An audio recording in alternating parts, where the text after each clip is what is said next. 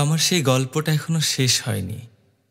শোনো, পাহাড়টা আগেই বলেছি ভালোবেসেছিল মেঘকে। আর মেঘ কিভাবে শুকনো খটখটে পাহাড়টাকে বানিয়ে তুলেছিল ২৬ বছরের ছোকরা, সে তো আগেই শুনেছ।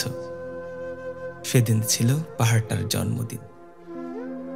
পাহাড় মেঘকে বললে, আজ তুমি লাল শাড়ি পরে আসবে। মেঘ পাহাড়কে বললে, আজ তোমায় স্নান করিয়ে দেব চন্দন জলে। ভালোবাসলে নারীরা হয়ে যায় নরম নদী, পুরুষেরা জ্বলন্ত কাঠ। সেইভাবেই মেঘ ছিল পাহাড়ের আলিঙ্গনের আগুনে, পাহাড় ছিল মেঘের ঢেউ জলে। হঠাৎ আকাশ জুড়ে বেজে উঠল ঝড়ের জগঝম্প। ঝাঁকড়া চুল উড়িয়ে ছিনতাইয়ের ভঙ্গিতে ছুটে এলো এক ঝাঁক হাওয়া।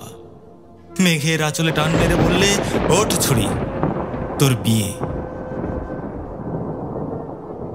এখনো শেষ হয়নি গল্পটা। বজ্রের সঙ্গে মেঘের বিয়েটা হয়ে গেল ঠিকই, কিন্তু পাহাড়কে সে কোনোদিন ভুলতে পারল না। বিশ্বাস না হয় তো চিরে দেখতে পারো পাহাড়টার হাড় পাঁজর, ভিতরে থই থই করছে শত ঝর্ণার জল।